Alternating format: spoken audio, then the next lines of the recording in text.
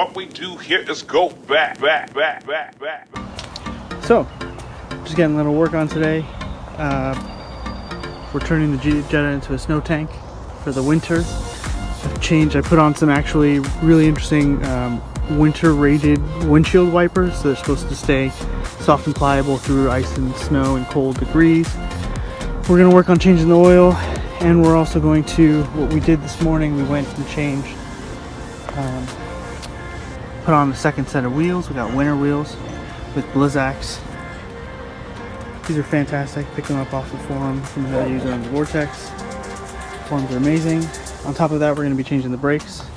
Got new rotors and pads. We have the Akabono, I don't know how to pronounce it, ceramic pads, and Zimmerman rotors. This is a kit from FCP Euro. Shout out to FCP Euro. They really kill it. They also sent me a whole tube of brake grease, which is fantastic because you always have to deal with these little packets in the box, and if you're lucky to even get a packet. Again, shout out to FCP Euro. This is where I get my oil changes from. These are lifetime warranty oil changes. So when I'm done draining the oil, I'll fill it up with this, and then from the oil collection pan, I'll put it back in here, seal it up, put the filter in there, send it back, and then they'll refund me they'll provide a warranty for it. It's amazing, you know, small piece of cost of doing business in order to get us to spend the rest of our car maintenance money with them. For, you know, I'll probably never use the warranty on these brakes. They'll probably last longer than we'll keep the car, but it'll be fantastic. So let's get started on the wheels. This is what the front looks like. So basically I've just jacked this up right now, and I'm going to take a jack stand and stick it underneath there for safety. And we have to take off this retainer spring. Get off that retainer spring, then there's two caps here you have to pop off, and then you can stick in with these like octagonal wrenches to be able to release the caliper. And then we'll take the pads. So these pads, see, they're getting low. The sensor hasn't come on, but they're getting. Okay, so these bolts take a it's like an HW7, I believe is what I was told. So stick it in here, see if it fits. Yep. Yeah, that's it. Now, this way. So this is it. What comes out of inside of there, and I can already see that there's some rusting on the threads there. Before I put it in, I might clean that off. But that's the hex 7, and it's in there. So I just took off the bottom. There's one here, and then there's the one up here. We'll take this off. Be ready, because you don't want to hang it by this. The other thing I did before I started doing this, I opened the hood and I took off the brake fluid reservoir cap so that it relieves pressure in the system just in case there's any overflowing. Once I move that piston, start playing around with this piston here. I'm going to take this piston off in a second. So this is my bungee cord setup. Some people like to use zip ties, but that's a lot of waste of plastic. I'm actually going to tighten it up a little better. I just hang off the spring there. No, it holds it. It holds fine. This pad, it has like clips that go inside of the caliper there. Be careful as you remove this not to scrape the rubber.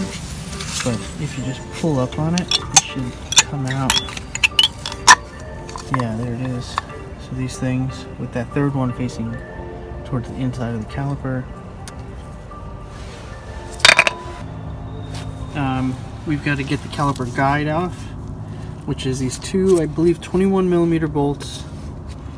And then once we get this caliper guide off, then we'll need some type of Torx to get that set screw out, and then this should just come right off. And then when you're using just a hand tool to get rid of some seriously rusted bolts, get yourself a piece of pipe, steel pipe, put it on there. You can extend it a little bit to get some leverage, and you have a makeshift breaker bar. This stuff works, guys. I'm not making it up. Okay, I think this is it. So this is T30. This is what they look like, and you don't have one, just in case. There's a whole bunch of these things, you know, they kind of look similar. So I think that's the right one. Yep, there's very low torque on that because it's just kind of a setting screw. It doesn't actually hold anything together. It's going to be held on by the wheels.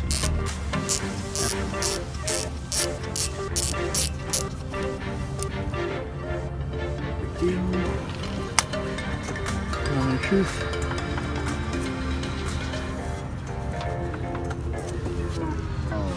Oh.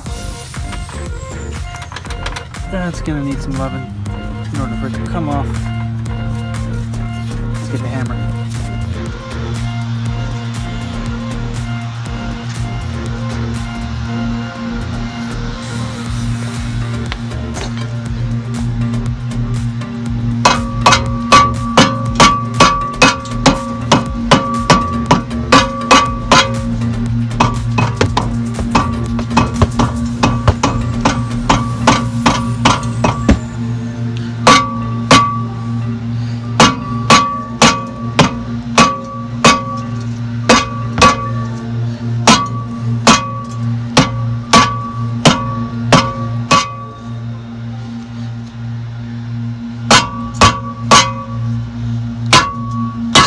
There it is, look at that. Ha! Good.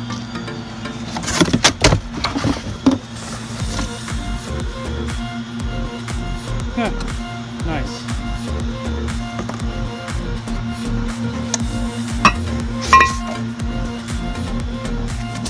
Believe this to be the same one. Yep, always gotta check, you never know. I like FCP Euro, but you never know. Look at this. Take W40. A little bit here. Good rush.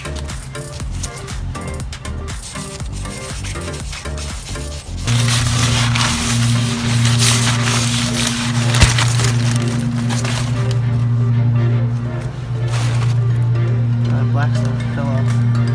It's a little cleaner. And we have new rotors. And what's cool about these is that where it normally gets rusted inside here is also protected in weather coating, rust coating, so that in here it doesn't crack or rust over time. Like if you saw the other rotor, it was completely covered in rust in here. It had rusted through and it was only a matter of time before. That's why I don't want to use that rotor, but also because of performance reasons with a nice clean disc with nice clean pads. We'll bed these in and they'll be significantly better for a lot longer than if we just didn't do the rotors. Like, look at that. See how that's deteriorating because of the rust? It's only a matter of time before you see there's pieces in there that are already flaking off actually. So it's only a matter of time before there's a fracture, stress fracture from having the metal degraded, you know, and then the thickness is one of the metrics of what you should use before you change the rotors, but that's another one to think about. Are these the original rotors that don't have that type of weatherproofing inside of the vane here, inside of this like airflow chamber, because that compromises the rest of the rotor. Okay, so we put the caliper back in, we cleaned it, scrubbed it, wiped it, put some grease. So basically stick that in here and I'll just keep turning this until it gets tight.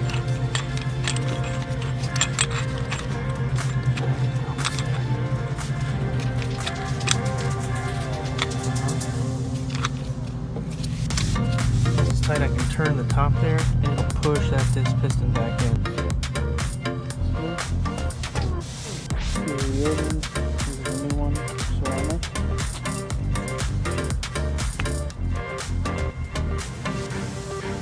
Yeah, they were still okay, you know, just the performance wasn't good and they were gonna get down there eventually. Let's get this done. So, one side done. We just put the pads on, tighten the backs, put the caps on. Now, we've got to put the retaining clip behind it. Alright, clips back on. And that's it. Now we can put the wheel back on. Oil's coming out pretty black. It was ready. Anyway, you need a T45 in order to be able to get that drain plug bolt off, which is near the sensor here at the back of the oil pan. This one, I believe, is a steel oil pan, which is fantastic. It's not the plastic one. Well, it feels like it's a steel oil pan. It could be the plastic one. I don't know. It's hard to tell. Anyway, we did the other side. Now we're just draining the oil so we can change the oil. Now this is the T45. There's a crush washer on here, so make sure you change it. FCP Euro gives you a replacement crush washer. So we're gonna let this drain, and I'm gonna open it up from the top to allow it to drain a little more now.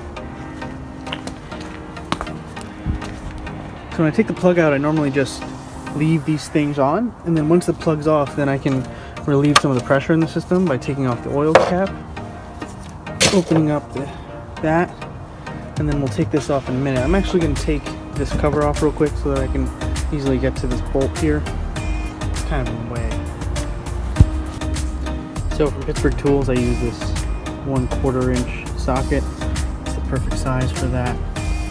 This is plastic, so make sure you gotta be very careful. See that? That's really on there as well. And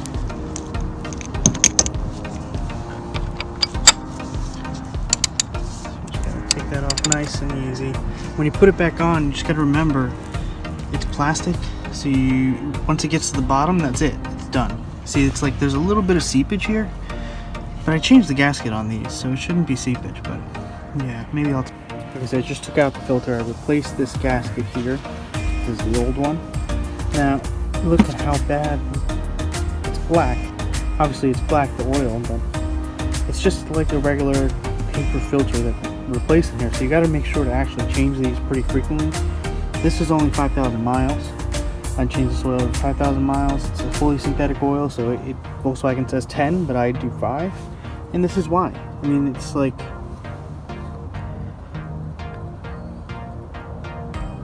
you know, this paper filter is not going to last twice as long.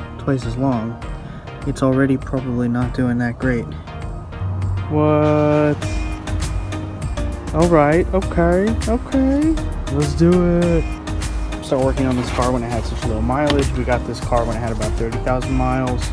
Or, yeah, 28 to 30,000 miles. Since then, we've been just basically just done oil changes. I did change the spark plugs at 60,000. For preference, I like to, you know, I think they said it would go to 80 or 100, but I like it, you know, keep the miles per gallon high, keep the engine performing well. And changing the oil, I use the FCP Euro kit for this liquid moly oil, Mologen. And what's cool about it is that if there's ever a leak,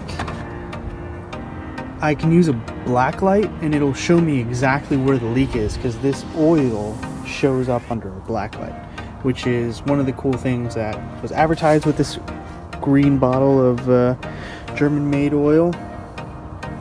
But yeah, I mean, so far so good.